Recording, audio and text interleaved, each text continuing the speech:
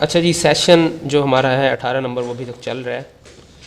پچھلے جو ہے آپ کو سیشن کے اندر میں نے آپ کو اوور آل تو 18 نمبر لیکچر کے اندر ہم اکاؤنٹس مینجمنٹ سیکھ رہے ہیں کہ اکاؤنٹ کو ہم نے مینیج کیسے کرنا ہے. آپ نے اگر آپ کو پروڈکٹ ہنٹنگ اچھی آتی ہے اور لسٹنگ بھی آپ اچھی کر لیتے ہیں اور آپ کو اکاؤنٹ مینجمنٹ نہیں آتی تو آپ نا لسٹنگ اور ہنٹنگ کے جو ہے نا ٹاسک تو پرفارم دے کے نا اسمال سروسز بیچ سکتے ہیں، لیکن اوور آل اکاؤنٹ آپ پھر نہ ہی چلائیں تو بہتر ہے. تو اگر آپ اکاؤنٹ رن کرنا چاہتے ہیں، کوئی بھی اکاؤنٹ چلانا چاہتے ہیں، تو یہ 18 نمبر سے آگے کے جو لیکچر آ رہے ہیں یہ آپ کو اسسٹ کریں گے اکاؤنٹ رن کرنے میں. تو اگر آپ کسی بھی لائیو اکاؤنٹ کے اوپر کام کریں گے تو آپ کو 18 سے آگے کے جو کام ہے یہ آنے چاہیے. 18 سے پہلے کے جو لیکچر ہیں 17 نمبر لیکچر تک اگر آپ اپنی اسمال سروسز جو ہے نا سیل کرنا چاہتے ہیں، لائک پروڈکٹ سیل کر دیں، آپ سروسز پرووائڈ کریں، اکاؤنٹ کریشن کی سروس دے دیں آپ جی، اس کے ساتھ پراکسیز کی سروسز دیں، یہ آپ نا دے سکتے ہیں 17 نمبر لیکچر سے پہلے. لیکن اگر آپ فل فلیج لائیو اکاؤنٹ چلانا چاہتے ہیں، ای بے کا لائیو اکاؤنٹ چلانا چاہتے ہیں، تو 18 نمبر لیکچر کے بعد کے جتنے بھی لیکچرز ہیں یہ آپ کو اسسٹ کریں گے اس چیز میں. اور اگر آپ 18 نمبر لیکچر سے پہلے جو ہے نا آپ نے کوئی لائیو اکاؤنٹ پکڑ لیا ہے تو چانسز ہیں کہ ڈیفیکٹس جو ہیں وہ آپ کے اکاؤنٹس پہ آنے والے ہیں، آپ سے مینیج نہیں ہوگا. تو ہمارا جو 18 نمبر لیکچر کا جو فرسٹ ہم نے پارٹ تھا اس کے اندر ہم نے میسیجز کے تھرو جو آپ کو تھریٹس آتے ہیں ان کو اسیس کرنے کے بارے میں بتایا ہے. اس کے بعد جو ریکویسٹس ہیں اس کو ہم نے افیکٹولی کس طرح سے ڈیل کرنا ہے اس میں آپ کو ساری گائیڈ لائن دی ہے میں نے. اور اس کے بعد جو ہے نا پرفارمنس اسٹیٹس جو ہیں آپ کے پرفارمنس اسٹیٹس کی بیس پہ آپ اپنی جو سیلز پالیسیز ہیں، آپ کی لسٹنگز پالیسیز ہیں، وہ کس طرح سے ریوائز کرتے ہیں، یہ سارا آپ کو پرفارمنس جو اسٹیٹس ہیں آپ کے ان کے جو ہے سیشن کے اندر میں نے آپ کو بتایا. آج ہم نے جو ہے نا ایک اور بہت ہمارا امپورٹنٹ جو ہے اسٹیٹس ہیں ان کے بارے میں نے آپ کو پورا گائیڈ کرنا ہے، ان کی پوری آپ کو جو ہے کنسیپچول فریم ورک بتانا ہے کہ جو سیلر لیول ہیں، سیلر لیول کے جو اسٹیٹس ہیں ان کو آپ نے کس طرح سے انالائز کرنا ہے اور کس طرح سے کنٹرول کرنا ہے، اور کون کون سی جو ہے آپ نے ایسے کام کرنے ہیں جس کی وجہ سے آپ ان اسٹیٹس کو کنٹرول کر سکتے ہیں، ان کے اوپر کوئی مائنس جو نیگیٹو امپیکٹ ہے وہ اکاؤنٹ کے اوپر نہیں آنے دیں گے. میں سیدھا آپ کو لے کے جاتا ہوں. آپ جب آتے ہیں اپنے سیلر ہب پہ، ای بے کے سیلر ہب پہ، تو یہاں آپ کو جب آپ اوور ویو کے اندر آتے ہیں، اوور ویو کے اندر جب آپ آتے ہیں تو اوور ویو میں یہاں آپ کو جو سیلر لیول ہے نا جی، سیلر لیول ریجنل، یہ جب آپ کو نظر آتا ہے تو اس کے جو اسٹیٹس ہیں اس میں بیسیکلی 3 قسم کے اسٹیٹس آپ کو ملتے ہیں: transaction defect rate, late shipment rate, اور cases closed without seller resolution. ٹھیک ہے جی، 3 قسم کے آپ کے ڈیفیکٹس ہیں، 3 قسم کے جو ہے نا آپ کی پرفارمنس اسٹینڈرڈز ہیں جو ایک سیلر نے لازمی طور پہ ان 3 کیٹیگریز کے اندر پرفارمنس اپنی شو کرنی ہے ہر حال میں، اور اس پرفارمنس کو بیٹر ہی رکھنا ہے، بیڈ نہیں ہونے دینا. اچھا، یہ آپ کے سامنے ایک ٹاپ ریٹڈ اکاؤنٹ ہے اور اس کے پرفارمنس اسٹیٹس دیکھ لیں. اس میں ٹرانزیکشن ڈیفیکٹ ریٹ کوئی نہیں ہے جی، کبھی بھی ڈیفیکٹ ریٹ نہیں ہے ٹرانزیکشن سے ریلیٹڈ. لیٹ شپمنٹ ریٹ ہے، ابھی آپ کو بتا دوں گا کہ یہ کیوں ہے، اور بہت ہی مائنر ہے. 5% تک آپ لیٹ شپمنٹ ریٹ اگر آپ کا ہو تو آپ ٹاپ ریٹڈ ہی رہتے ہیں. ٹھیک ہے، یہ جو اسٹیٹس کے میں آپ کو پرسنٹیج بتا رہا ہوں یہ بھی آپ میں آگے شیئر کرتا ہوں. اس کے بعد ہے جی cases closed without seller resolution. یہ ایک ڈیفیکٹ جو ہے میں نے اپنے پچھلے لیکچر میں آپ کو بتایا تھا، یہ ڈیفیکٹ ریٹ میں نے آپ کو بتایا تھا کہ یہ کیوں لگتا ہے، ابھی آج بھی بتاؤں گا. اور پچھلا جو آپ کا میرا جو سیشن تھا جس کے اندر میں نے آپ کو جو کیسز آپ کے اگینسٹ بائر اوپن کرتے ہیں اس کے اندر میں نے آپ کو بتایا تھا کہ وہ اس سے جو ہے نا کلوزلی ریلیٹ کرتا ہے. یہ والے ڈیفیکٹس تب لگتے ہیں جب آپ کیسز ٹائملی کلوز نہیں کرتے اور آپ کے اگینسٹ ای بے کوئی فیصلہ دے دیتا ہے، آپ کے بائر کے حق میں کوئی اگر فیصلہ دے کہ آپ کا کیس کلوز ہوتا ہے تو یہ والا ڈیفیکٹ لگتا ہے. اپ ٹو سم جو ہے نا اسٹرینتھ، یہ اگر یہ بڑھ جائے تو بھی آپ کا اکاؤنٹ جو ہے ٹاپ ریٹڈ سے ابو اسٹینڈرڈ آ جائے گا، اور تھوڑا سا اور بڑھے گا تو یہ بلو اسٹینڈرڈ ہو جائے گا. تو بلو اسٹینڈرڈ کا میں نے آپ کو بتا دیا تھا کہ ایک بیکار اکاؤنٹ ہوتا ہے. بلو اسٹینڈرڈ اکاؤنٹ پہ آپ کی پروموشنز رک جاتی ہیں، آپ جو ہے نا مارکیٹنگ کمپینز نہیں چلا سکتے، آپ ایڈ وغیرہ ایڈ ریٹ آپ نہیں چلا سکتے، اور اوور آل بھی بلو اسٹینڈرڈ اکاؤنٹ کو ای بے پروموٹ نہیں کرتا، جس کی وجہ سے بلو اسٹینڈرڈ اکاؤنٹس کی جو سیل ہیں وہ آلموسٹ نہ ہونے کے برابر ہوتی ہیں. اچھا جی، تو اب یہاں پہ آپ نے اس کو ہم نے انالائز کرنا ہے 1 بائی 1 ان سب چیزوں کو. سب سے پہلا جو ہے نا جی، آپ نے یہ دیکھنا ہے کہ کرنٹ سیلر لیول. اب جو اس کا کرنٹ سیلر لیول ہے نا جی، وہ آپ کو ایک بات ذہن میں رکھنی ہے، آپ لوگ زبانی یاد کر لیں کہ ہر مہینے کی 20 تاریخ کو ای بے آپ کو ایویلیویٹ کرتا ہے. ای بے آپ کی یہ ساری پرفارمنس جو ہے 20 تاریخ کو ایویلیویٹ کرتا ہے اور اس ایویلیویشن کی بیس پہ وہ آپ کو اسٹینڈرڈ ایلوکیٹ کرتا ہے. ٹھیک ہے جی. 20 تاریخ کو ای بے آئے گا, ای بے دیکھے گا کہ بھائی آپ کا transaction defect rate let's suppose 5% ہے, یہ کچھ اور پرسنٹیج دے رہا ہے, یہ کچھ اور پرسنٹیج دے رہا ہے, تو آپ کا جو سیلر لیول ہے وہ کیا ہونا چاہیے, وہ اس دن کو ڈیسائیڈ کرے گا اور یہاں پہ آپ کا کرنٹ سیلر لیول شو ہوگا. اس کے بعد نا ای بے آپ کو یہ بھی کہتا ہے کہ 20 تاریخ گزر گئی ہے اور آگے آپ نے بیڈ پرفارم کرنا اسٹارٹ کر دی ہے. ٹھیک ہے نا. 21 تاریخ کو 22 تاریخ کو اکٹھے آپ کو ڈیفیکٹس لگ گئے ہیں, تو ای بے پھر آپ کو یہاں دوسرا جو ہے نا if we evaluate you to day, وہ کہتا ہے جی اگر آپ کو ٹو ڈے اگر ہم ایویلیویٹ کریں نا تو اٹ مینس کہ اگلی جو ایویلیویشن اگلے مہینے ہونی ہے اس میں آپ نے ابو اسٹینڈرڈ آ جانا ہے یا بلو اسٹینڈرڈ آ جانا ہے. تو ہمیں کوئی خطرہ نہیں ہے. اب اگر آج ای بے ہمیں جو ہماری لاسٹ 20 جو ہماری آخری 20 تاریخ تھی اس کو ہم ٹاپ ریٹڈ سیلر ہیں, اور اگلی 20 تاریخ کو بھی ہم ٹاپ ریٹڈ سیلر ہی ہوں گے.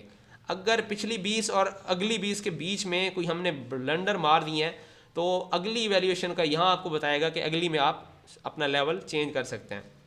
تو ٹاپ ریٹڈ سیلر جو ہے جی اس کو بہت زیادہ پریویلیجز حاصل ہیں. ٹھیک ہے جی. ٹاپ ریٹڈ سیلر کو سب سے بڑا تو ایج یہ ہے کہ آپ کی لسٹنگ کے ساتھ اسپیسیفکلی اگر وہ اسپیسیفک کرائٹیریاز کو فلفل کر رہی ہے اور فلفل کرتی ہے, باقاعدہ طور پہ لکھا ہوا آتا ہے کہ ٹاپ ریٹڈ سیلر ہے. ٹھیک ہے نا جی. آپ کی لسٹنگ کے ساتھ جب ٹاپ ریٹڈ سیلر لکھا ہوا آتا ہے تو آپ کو بہت اچھی سیلز ملتی ہیں.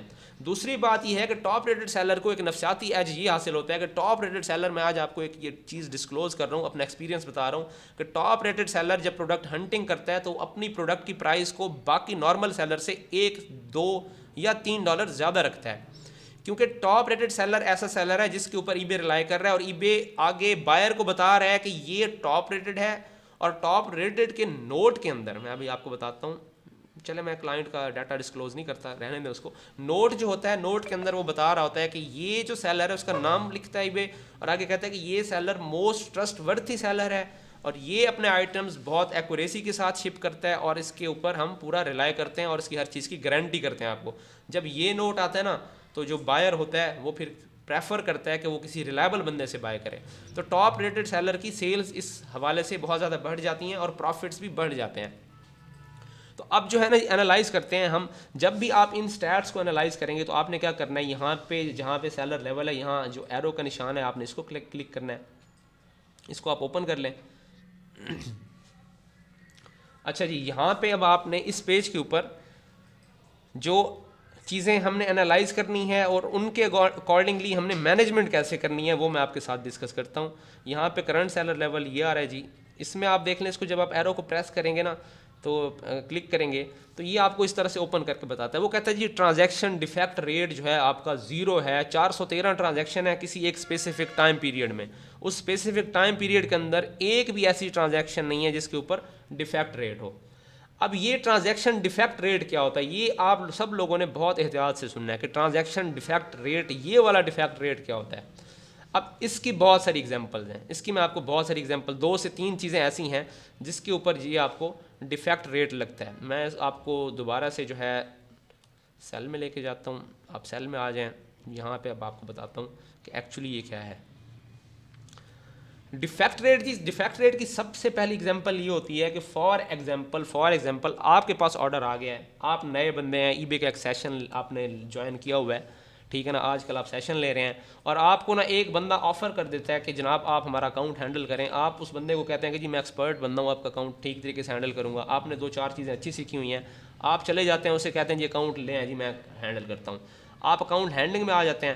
اکاؤنٹ ہینڈلنگ میں آپ کیا کرتے ہیں جی, آپ کو فرسٹ ڈے ہی نا کوئی 8 سے 10 آرڈرز مل چکے ہیں اور آپ نے لیٹ سپوز ہمارا یہ جو 18واں لیکچر ہے اس کا یہ پارٹ ابھی تک نہیں دیکھا, تو آپ ان کو اکاؤنٹ ہینڈلنگ سٹارٹ کر دیتے ہیں. اکاؤنٹ ہینڈلنگ کے اندر نا جی آپ کو پتہ چلتا ہے کہ ایک آرڈر ہے, وہ آرڈر آ چکا ہے کسی ایک بندے کا, اور آپ چیک کرتے ہیں امیزون کے اوپر, اور امیزون کے اوپر وہ پروڈکٹ نہیں ہوتی, وہ امیزون کے اوپر غائب ہو چکی ہے کسی بھی وجہ سے, وہ جو ہے نا آؤٹ آف اسٹاک ہے. تو اب آپ کیا کرتے ہیں, لیٹ سپوز میرے پاس یہ آرڈر ہے, میں یہ کہہ لیتا ہوں کہ جناب یہ آرڈر ہے میرے پاس آیا پڑا ہے اور یہاں پہ میں دیکھتا ہوں کہ امیزون پہ تو یہ ہے ہی نہیں. تو اب میں کیا کرتا ہوں, یہاں سے اس کو سلیکٹ کرتا ہوں. یہاں سے سلیکٹ کرنے کے بعد ابھی یہ تھوڑا سا اس کے اندر ہے, ورکنگ کے اندر ہے, نیٹ کی سپیڈ صحیح نہیں ہے, تو ابھی میں اسی پہ رہتا ہوں, اپنے پیج پہ رہتا ہوں. تو آپ کیا کرتے ہیں کہ جب آپ کو پتہ چلتا ہے کہ میرا تو آؤٹ آف اسٹاک ہو گیا, تو اب آپ نے چونکہ 18 نمبر لیکچر نہیں دیکھا تو آپ کو اگلا کورس آف ایکشن پتہ نہیں ہے کہ میں نے کیا کرنا ہے. تو اب کورس آف ایکشن میں نا آپ کے جو بھی نئے بندے اکاؤنٹ چلا رہے ہوتے ہیں, سب سے پہلا ان کو جو ہے نا ایک دماغ میں کیڑا یہ آتا ہے کہ اس کو کینسل کر دیں, اس کو کینسل مار دیں. تو لوگ جو ہے نا اس کینسلیشن کے اندر نا اکاؤنٹ سسپینڈ بھی کروا بیٹھتے ہیں. تو یہ جو کینسل آرڈر ہے نا جی, اس کے اوپر آپ نے کلک نہیں کرنا, ٹھیک ہے. جب آپ کینسل آرڈر پہ کلک کریں گے تو آپ کو یہ اس طرح سے آپشن دے گا, ٹھیک ہے. اور یہاں پہ دیکھیں, آپ کو میں بتا دوں کینسلیشن میں آپ نے کرنا کیا ہے. جب بھی کوئی آرڈر کینسل کریں, ٹھیک ہے, یہاں پہ لوگ کیا کرتے ہیں, وہ بتا دیتے ہیں کہ جی میں آؤٹ آف اسٹاک ہو گیا ہوں. وہ کہتے ہیں جی میں اصل میں کینسلیشن اس لیے کیا ہے کہ میں آؤٹ آف اسٹاک ہو گیا ہوں. دیکھیں اگر آپ out of stock, G out of stock اور damaged buyer ask to cancel issue with a buyer delivery address. وہ کہتا ہے جی اگر آپ نے کینسل کیا نا, تو اب ہم سیدھے سادھے لوگ ہوتے ہیں, پہلی دفعہ سیکھ رہے ہوتے ہیں, یہاں پہ ہم کہہ دیتے ہیں کہ جی آؤٹ آف اسٹاک ہو گیا ہوں جی اور ڈیمیجڈ. اب ای بے یہ کہتا ہے, دنیا کا کوئی بھی مارکیٹ پلیس ہے, وہ کہتا ہے کہ جو بھی آپ کے بائر ہیں وہ آپ سے کچھ چیزیں ایکسپیکٹ کرتے ہیں اور آپ نے ان کی ایکسپیکٹیشن پہ پورا اترنا ہے.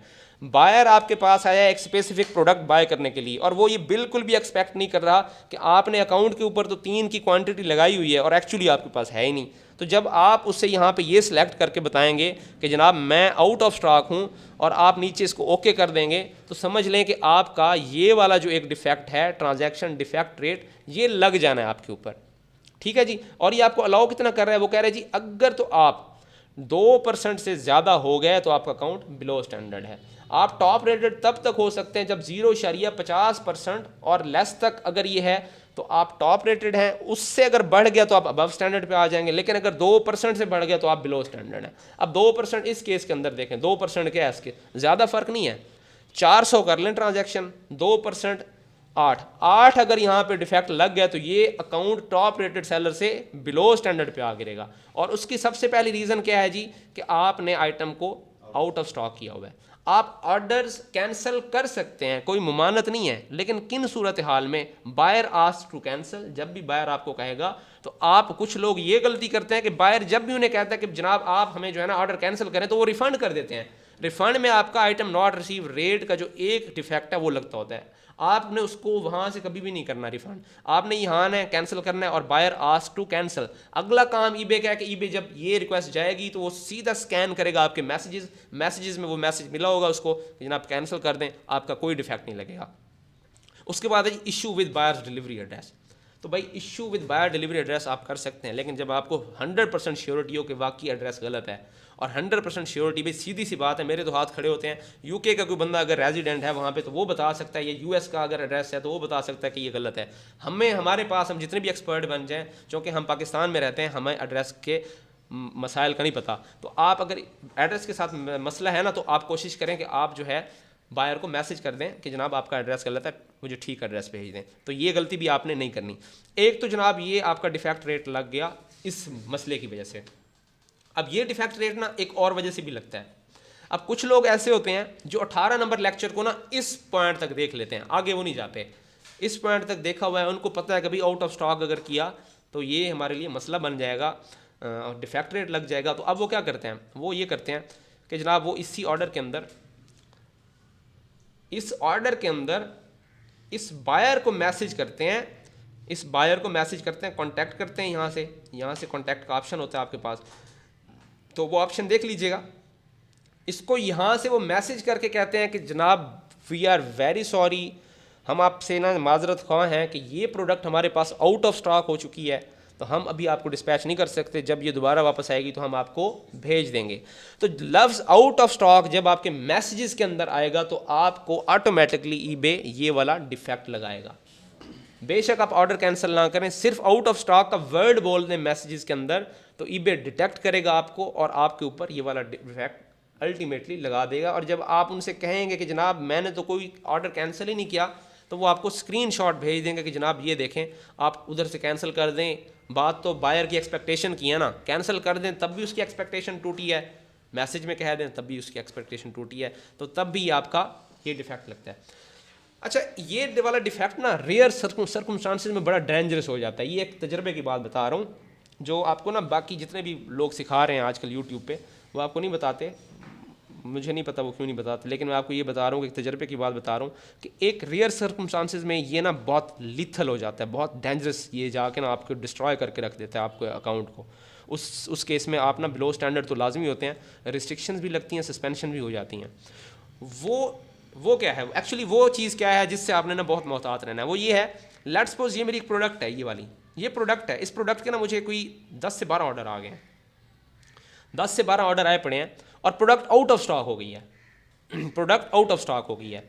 جب آپ کی کوئی specific product out of stock ہو جائے تو اس کو ریفنڈ کرنے کی یا آرڈر کینسل کرنے کی ایک پوری پالیسی بنانی ہے آپ نے. اگر یہ آؤٹ آف اسٹاک ہو گئی ہے اور 10 آرڈر آئے پڑے ہیں, سب سے مؤثر طریقہ یہ ہے کہ آپ 10 کے 10 کو میسج کریں کہ جناب یہ پروڈکٹ جو ہے نا, آؤٹ آف اسٹاک کا ورڈ یوز نہیں کرنا. ہم کسی بھی مسئلے کے اندر الجھ گئے ہیں, لیٹ سپوز ہماری پریمیسز کے اوپر جو ہے کوئی ایسا کوئی سانحہ ہو گیا ہے کہ ہم جو ہے نا ڈیمیج میں چلے گئے ہیں, یا پھر جو یہ ہے کہ ہماری جو شپنگ ہے اس کے ساتھ ایشو آ رہے ہیں, تو ہم آپ کو کوشش کریں گے کہ جلد سے جلد ڈلیور کریں. ٹھیک ہے نا, آپ سب کو یہ میسج کر دیں. اچھا پہلے نا اس کو میں یہ بعد میں بتاتا ہوں, پہلے بتاتا ہوں کہ ہوتا کیا ہے. اب 10 آرڈرز آ گئے ہیں, 10 کے 10 جو ہے نا آپ کے پاس نہیں ہے. اب ہوتا کیا ہے, 2 سے 3 دن کے بعد نا آپ کے 10 میں سے 6 سے 7 کے کان کھڑے ہو جاتے ہیں کہ پروڈکٹ نہیں آئی, بھائی جائیں اور ان سے ریکویسٹ کریں. وہ آپ کو میسج کر دیتے ہیں کہ جناب پروڈکٹ ابھی تک نہیں پہنچی. آپ ان کا کسی کا رسپونڈ کرتے ہو, کسی کو نہیں کرتے, ابھی وہ پڑے ہوئے ہیں. پیچھے سے 1-2 دن گزرتے ہیں, 2-3 اور آ جاتے ہیں, وہ بھی آپ سے یہی بات کہتے ہیں. ایک اسپیسیفک ڈیٹ ایسی آتی ہے کہ وہ سب کے سب آپ کے اگینسٹ ریکویسٹ اوپن کر دیتے ہیں. تو لائن کے اندر یہ ریکویسٹ آپ کے اگینسٹ اوپن ہو گئی ہیں, اور لائن کے اندر ان لائن آپ ان کو ریفنڈ مارنا شروع کرتے ہیں. تو جب آپ ان لائن کسی ایک پروڈکٹ کے دیکھیں, اگر آپ کے پاس 7 سے 8 یا ایون 20 بھی آپ کی اگینسٹ ریکویسٹ اوپن ہو گئی ہیں اور وہ ڈفرینٹ پروڈکٹس کی ہیں, تو آپ 20 کو اگر ریفنڈ کریں گے تو آئٹم ناٹ ریسیو کیس آپ کا نا, وہ آئٹم ناٹ ریسیو ریٹ آپ کا انہینس ہوگا. لیکن یہ والا جو ڈیفیکٹ ہے نا, یہ اس کو کچھ بھی نہیں ہوگا, یہ ویسے پڑے رہے گا. لیکن اگر آپ نے 20 آرڈر ایسے پڑے ہیں جو ایک ہی پروڈکٹ کے ہیں, اور ان لائن آپ نے ان کو ریفنڈ کرنا شروع کر دیا, تو اٹ مینز ای بے کو آپ کمیونیکیٹ کر رہے ہیں کہ ایکچولی آپ کے پاس اسٹاک ہی نہیں ہے. ایکچولی یہ جو آپ کا ڈیفیکٹ ریٹ ہے یہ آؤٹ آف اسٹاک سے ہی ریلیٹڈ کرتا ہے. اور آؤٹ آف اسٹاک کی سب سے ڈینجرس کنڈیشن یہ ہے کہ ایک پروڈکٹ, بے وقوفی لوگ یہ کرتے ہیں کہ ڈراپ شپنگ پروڈکٹ کے وہ 10-10 20-20 یونٹ لگا دیتے ہیں. ٹھیک ہے نا, اور جب وہ پروڈکٹ آؤٹ آف اسٹاک ہوتی ہے تو ان کو جب لگاتار آرڈر آتے ہیں تو یہ والا سین ہوتا ہے. اور جب آپ کے اکاؤنٹ پہ 10 ڈیفیکٹ لگ جائیں نا اس کے, تو آپ کا اکاؤنٹ ٹاپ ریٹڈ سیلر سے بلو اسٹینڈرڈ ہو جاتا ہے. تو کبھی بھی اس چیز کے لیے جی میں آپ کو بتا دوں کہ کرنا کیا ہے, آپ نے کبھی بھی اپنا اسٹاک جو ہے نا 2-3 یونٹ سے اوپر نہ رکھیں. دوسرا یہ ہے کہ اگر آپ کو ایک ہی پروڈکٹ کے جو ہے نا لگاتار جو ہے آپ کو آ گئی ہیں اس طرح کی ریکویسٹ, تو آپ بائر سے کمیونیکیٹ کریں اور کوشش کریں جو ریفنڈ کا آپ کا جو ہے نا 20 آرڈرز کے بیچ کا جو وقفہ ہے اس کو ڈیوائڈ کر لیں. 1-2 ریفنڈ آج کی ڈیٹ میں, اور کچھ آپ جو ہے نا پھر اور ایکٹیویٹی کریں اکاؤنٹ پہ, اور کچھ ریفنڈ 2 دن کے بعد کریں, اور کچھ کو جو ہے نا آپ ویسے کمپنسیٹ کریں. کچھ سے بات چیت کریں کہ آپ جناب اپنا آرڈر کینسل کر دیں, ہم آپ کو جو ہے نا یہ کوپن دے رہے ہیں, لیٹس سپوز کوئی ایڈوانٹیج دے دیں, کوئی انہیں بینیفٹ دے دیں, اور کہیں کہ جناب آپ اپنا آرڈر خود کینسل کر دیں. تو خود کینسل کروا رہے ہیں تو بہت بیسٹ ہے. تو پریکٹیکلی میں کر کے دکھاؤں گا انشاءاللہ آپ کو کہ یہ اس طرح کس طرح سے مینیج کیا جاتا ہے. ابھی اس پہ لیکچر میں دینے بیٹھوں تو کافی سارا ٹائم لگ جائے گا. تو پہلا جی آپ کا جو سب سے فرسٹ میں نے آپ کو بتایا جو آپ کا اسٹیٹ ہے سیلر لیول کا, وہ ہے ٹرانزیکشن ڈیفیکٹ ریٹ. دوسرا جو ہے جی سب سے امپورٹنٹ, یہ بھی سب سے امپورٹنٹ ہے, آپ نے لیٹ شپمنٹ ریٹ کو نا جی بہت کنٹرول کرنا ہے. لیٹ شپمنٹ ریٹ کیا ہوتا ہے؟ لیٹ شپمنٹ ریٹ میں بنیادی طور پہ 2 چیزیں آتی ہیں. اچھا پہلے تو اس کے اسٹیٹس دیکھ لیں. لیٹ شپمنٹ ریٹ آپ کو صرف اور صرف جو ہے نا, لیٹس سپوز یا آسٹریلیا کے اندر آپ اگر 5% سے نیچے ہیں تو آپ ٹاپ ریٹڈ ہیں, لیکن اگر 5% سے نیچے ہیں تو آپ ابو اسٹینڈرڈ ہوں گے. بلو اسٹینڈرڈ اس میں نہیں ہوتا. اچھا بلو اسٹینڈرڈ نہیں ہوتا, لیکن اس کا یہ مطلب نہیں ہے کہ آپ کی پرفارمنس لوز نہیں ہوتی. جب آپ کا یہ 5% سے نیچے جاتا ہے نا, سیلز آپ کی بہت ساری ڈکلائن کر جاتی ہیں. ای بے کچھ چیزیں آپ کو دکھا کے وہ جو ہے نا ریسٹرکشن لگاتا ہے, کچھ ہڈن ہوتی ہیں, تو یا اس کی ہڈن ریسٹرکشن کافی ساری ہیں, سیلز آپ کی کافی ساری رک جاتی ہیں. لیٹ شپمنٹ ریٹ یہ ہوتا ہے کہ فار ایگزامپل آپ آرڈر پروسیس کرتے ہیں, آرڈر پروسیس کرنے کے بعد آپ نے ایک ٹریکنگ لگائی ہے جو 2 دن کے اندر ڈیلیور ہونی چاہیے, وہ 2 دن کے بجائے نا 3 یا 4 دن یا 5 دن کے اندر چلی گئی ہے. ایک سینیریو یہ ہے. ایک آپ کا لیٹ شپمنٹ ریٹ یہ ہوتا ہے.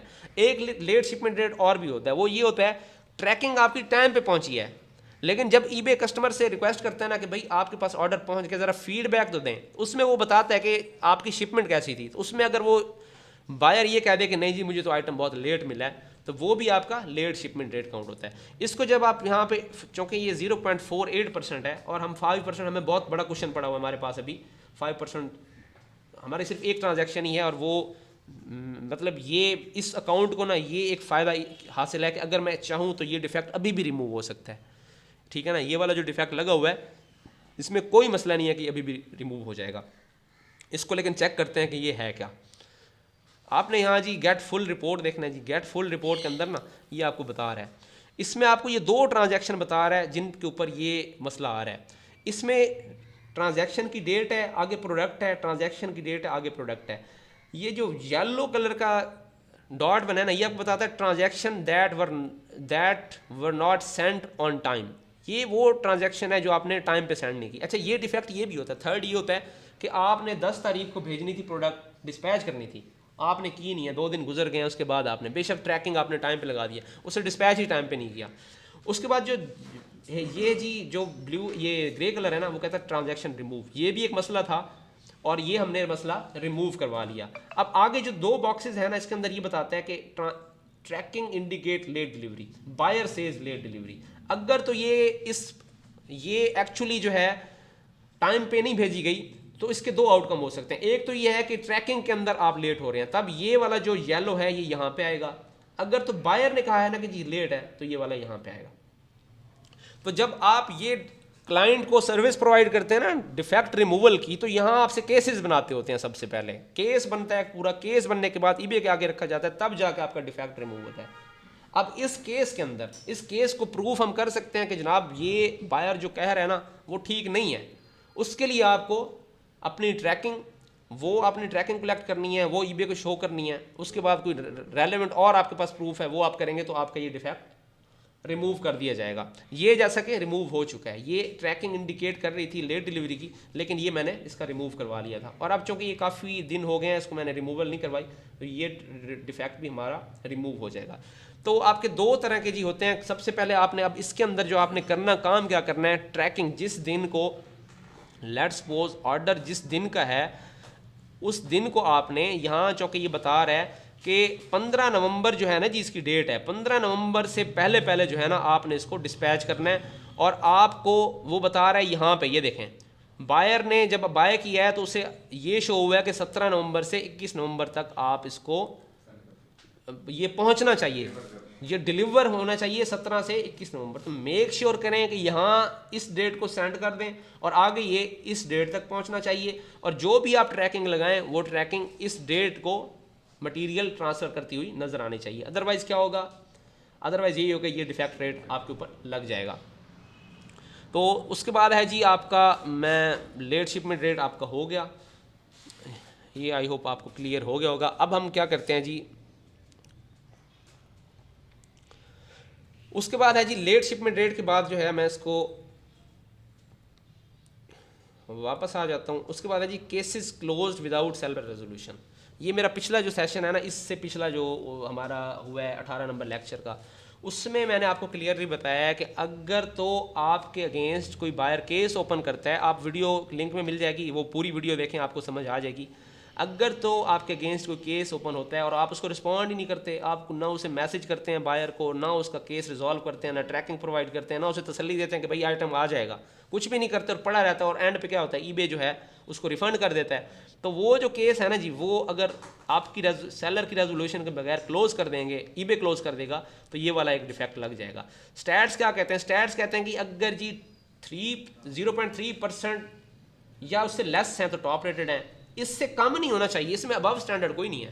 اس میں یا تو آپ ٹاپ ریٹڈ ہیں, اگر آپ نہیں کرتے تو پھر آپ بلو اسٹینڈرڈ ہیں. 0.3% ہمارا یہ 0% ہے, کوشچن اچھا خاصا ہے ہمارے پاس, لیکن 0.3% جو ہے جی اس میں آپ, اگر میں اس کو 0.3% کروں تو آئی تھنک یہ تقریباً 0.3% 100% کا جو ہے نا تقریباً 27 ٹرانزیکشن بنتی ہیں.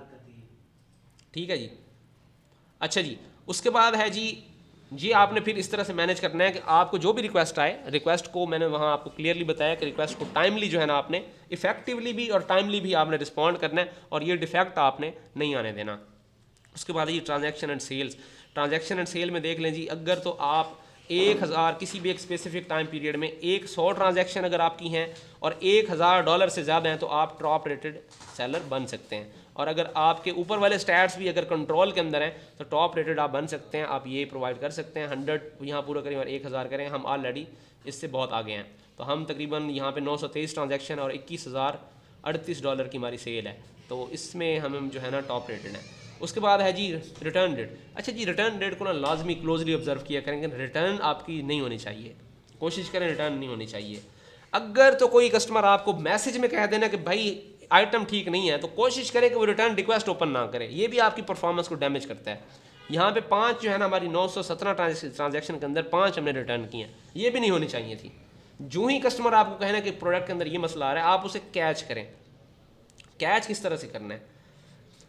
اگر تو آپ کو لگ رہا ہے نا کہ کسٹمر آپ کا جو ہے بہت زیادہ جو ہے نا انسیٹسفائیڈ ہے اور بہت جو ہے نا وہ غصے میں ہے تو کوشش کریں کہ آپ اسے یہی کہہ دیں کہ جناب میں جو ہے نا آپ اس طرح کریں آپ کو میں کمپنسیٹ کر دیتا ہوں. ٹھیک ہے آپ کو میں کوشش کرتا ہوں کہ آپ کو ایک ووچر بنا دوں. لائک آپ کی پروڈکٹ اگر $10 کی ہے تو $10 کا آپ کو ووچر دیتا ہوں. پروڈکٹ ایسی رہے آپ ایک بائنگ کر لیں آپ کو نا اس کے بدلے میں ایک پروڈکٹ مل جائے گی. یا آپ اسی کا ایک آرڈر پلیس کر دیں کیونکہ اگر وہ آپ اسے کہیں گے نا کہ میں آپ کو ریفنڈ کرتا ہوں تو آئٹم ناٹ ریسیو کے کیس ہے. اگر آپ کہتے ہیں کہ بھائی یہ لیں آپ جو ہے نا اس کو پروڈکٹ ریٹرن کر دیں اور وہ ریٹرن جب اوپن کرے گا تو یہ والا آپ کو جو ہے نا پرفارمنس آپ کی ڈسٹرب کرے گا. تو کوشش کریں کہ اسے ایکشن نہ لینے دیں. اس سے کہیں کہ بھائی یہ واچر آیا پڑا ہے بس اس واچر سے بائی کر لو. وہ واچر سے بائی کرے گا کمپنسیٹ ہو جائے گا. اگر تو وہ ریٹرن کرے گا تو یہ والا ریٹ. اگر آپ اسے ریفنڈ کریں گے یا آرڈر کینسل کریں گے تو آپ کو ڈیفیکٹ لگنا ہے لازمی طور پہ. تو اسے کینسل. دوسری صورتحال یہ ہے کہ اگر آپ کا بائر یہ کہتا ہے کہ میں تو کینسل میں نے تو ریٹرن کرنی ہے. ٹھیک ہے نا پروڈکٹ آپ اپنی ریٹرن کوشش کریں کہ آپ نا $10 تک کا اگر آپ کو نقصان ہو رہا ہے تو بیئر کر لیں. بندے سے یہ کہیں کہ یہ لیں یار آپ وہ پروڈکٹ بھی رکھیں اور یہ $10 کی یہ بھی رکھ لیں. ڈیفیکٹ کوئی نہیں آئے گا. لیکن اگر پروڈکٹ مہنگی ہے آپ کو لگتا ہے پروڈکٹ $50 کی پروڈکٹ ہے اتنا لاس ہم نہیں کر سکتے تو کوشش یہ کریں کہ آپ امیزون کی پروڈکٹ کو آپ امیزون کو ہی ریٹرن کروائیں گے. ٹھیک ہے نا. اگر تو اس نے آپ کو ریٹرن آپ کے پوچھے بغیر ہی کر دیا ہے اور آٹومیٹکلی ای بی نے اپروو کر دیا. یہ بھی آپ نے سیٹنگ اگر رکھی ہوئی ہے کہ آٹومیٹکلی اپروو ہو جائے تو پھر تو بھائی US کے اندر UK کے اندر جو آپ نے ایڈریس دیا ہوا ہے نا بائر ادھر ہی بھجوا دے گا. پھر آپ کو وہاں سے امیزون کو بھیجنی پڑے گی. کچھ لوگ یہ کرتے ہیں کہ ڈائریکٹ امیزون کو بھجوا دیتے ہیں. بائر کو کہتے ہیں کہ یار آپ نا فلاں آؤٹ لیٹ پہ نا یہ پروڈکٹ ڈراپ کر دیں تو اس صورت میں نا وہ امیزون کا نا ریٹرن لیبل پرووائڈ کر دیتے ہیں. یہ سب سے بڑی بیوقوفی ہے. آپ نے کبھی بھی امیزون کا ریٹرن لیبل ای بے کے میسج میں انکلوڈ نہیں کرنا. اس پہ ڈیفیکٹس کا پکا ڈیفیکٹ لگے گا آپ کو. ہڈن ریسٹرکشن بھی آ جائے گی آپ کو. ٹھیک ہے نا. یہ جو آپ کا اکاؤنٹ ریسٹرکٹ کر دیتا ہے یہ اس وجہ سے بھی کرتا ہے. آپ نے کبھی یہ رسک نہیں لینا. کوشش یہ کرنی ہے کہ وہ آپ کا جو US کا ایڈریس ہے اسی بھی بھیجے. وہاں سے آپ اس کو انسٹرکٹ کریں کہ اپنے کسی وہاں کے جو کلائنٹ ہے آپ کو اس کو کہیں کہ آپ امیزون کو بھجوا دیں. ایک طریقہ کار یہ ہے کہ آپ جو نمبر آیا ہوا ہے نا آپ کے پاس کلائنٹ کا اس کو آپ واٹس ایپ کر سکتے ہیں. اس واٹس ایپ پہ آپ بتا سکتے ہیں کہ یار یہ جو ہے آپ کا ریٹرن لیبل ہے. اور کوشش کریں کہ آپ اسے ای بے کے اوپر یہ نہ بتائیں کہ میں آپ کو واٹس ایپ کرنے والا ہوں. ای بے آپ کو الاؤ نہیں کرتا. خود ہی میسج کر دیں کہ جناب یہ آپ کا ریٹرن لیبل ہے امیزون کو بھجوا دیں. اس صورت حال کے اندر بھی آپ کی باہر سے ہی ریٹرن ہو جاتی ہے اور آپ کو جو ہے نا وہ کوئی ایکشن نہیں لینا پڑتا. ٹھیک ہے نا. باہر سے بھی ہو جاتی ہے. اس کے بعد بھی آپ کوشش یہ کریں کہ ریفنڈ آپ کو نہ کرنا پڑے کیونکہ وہ تو بھیج دے گا آپ کو. اب آپ کو ریفنڈ کرنے کا وقت آ گیا ہے تو اس ریفنڈ کو اگر آپ کریں گے اگر آپ کرنا ہی چاہ رہے ہیں تو اس میں جو ہے نا آپ نے ریزن یہ لکھنی ہے کہ بائر نے ٹرانزیکشن کینسل کر دی ہے. ریفنڈ اس طرح اس کسی اور آؤٹ آف اسٹاک یا کسی اور سینس میں نہیں مارنا. ریفنڈ کے بعد وہ آپ کو آپشن دیتا ہے کہ اس کی ریزن کیا ہے. تو اس میں ادر ایڈجسٹمنٹ بھی نہ لکھیں. اکثر لوگ ادر ایڈجسٹمنٹ لکھ دیتے ہیں. آپ نے کہنا ہے کہ جی بائر نے کینسل کر دیا بس اسے ریفنڈ کر دیں. اسے ریفنڈ مل جائے گا وہ کچھ بھی نہیں کہے گا. اور ادھر سے جو ہے نا آپ نے فون نمبر کے تھرو آپ نے امیزون کو پروڈکٹ بھیج دیا. جو لوگ اس چیز کو انڈرسٹینڈ نہیں کر پا رہے انہوں نے پریشان نہیں ہونا. یہ نا میں آپ کو پریکٹیکلی کر کے دکھاؤں گا اس طرح کے سینیریوز پریکٹیکلی کس طرح ڈیل کرتے ہیں. جب بھی آیا میں انشاءاللہ ویڈیو ریکارڈ کر لوں گا اس طرح کا سینیریو اب جو بھی آئے گا. اور ورچوئل اسٹوڈنٹس کو نا اس پہ کروا دیں گے انشاءاللہ. میں جو بھی اس طرح کا آیا تو میں شیئر کر لوں گا آپ کے ساتھ کوئی بھی اپنا وہ لیپ ٹاپ تو اس پہ آپ اس طرح کا جو ہے نا کیسز کو نا سالو کر لیں گے. تو آج ٹائم اتنا نہیں ہے. میں نے ایک فنکشن پہ جانا ہے انشاءاللہ. میں اگلے جو اس کے کچھ پوائنٹس ہیں اکاؤنٹس مینجمنٹ کے وہ اگلے لیکچر میں آپ کے ساتھ کروں گا. یہ لیکچر جو ہے نا یوٹیوب پہ آ جائے گا. آپ لوگوں نے ایک دفعہ پھر سے دیکھ لینا تاکہ آپ کو نا یہ اچھے سے یاد ہو جائیں یہ ساری چیزیں، اور آپ اچھے سے نا ان چیزوں کو مینیج کریں. اب آپ نے یہ بھی مینیج کرنا ہے، یہ سارے اسٹیٹس مینیج کرنے ہیں. جو آپ کا پرفارمنس سیکشن کے اندر اسٹیٹس ہیں ان کی بیسس پہ آپ نے لسٹنگ ڈیلیٹ کرنی ہے، نئی لسٹنگ کرنی ہے، پرائس بڑھانے ہیں، پرائس کم کرنے ہیں، امیجز سیٹ کرنی ہے، وہ سارے کام آپ نے کرنے ہیں ان اسٹیٹس کی بیس پہ. اور اس سے پہلے جو میں نے آپ کو بتایا تھا کہ آپ نے کیسز کس طرح سالو کرنے ہیں، وہ کیسز بھی آپ نے سالو کرنے ہیں، یہ والے مسئلے مسائل بھی آپ نے دیکھنے ہیں.